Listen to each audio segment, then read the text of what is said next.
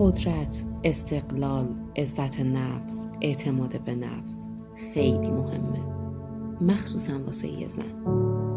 از دامن زنه که یه انسان رشد و پرورش پیدا میکنه. درسته که جامعه هم تأثیر گذاره، اما آغاز خلقت تو بدن پیچیده و شگفت‌انگیز زنه.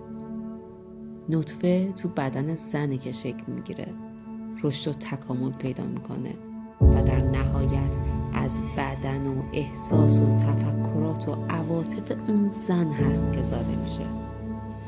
حتی اگه قصد مادر شدن هم نداشته باشه، قدرت تاثیرگذاری زن روی اطرافش به شدت زیاده. اما متاسفانه توی جامعه مرد سالاری همیشه سرکوب شده و حتی صفت ضعیفه بهش نسبت دادن که قدرتش رو خفه کنن. اما قدرت یه زن مثل یه جوونه بین ترکه صخره میمونه، راهش رو پیدا میکنه. مطمئنم تو هم راهتو پیدا میکنی.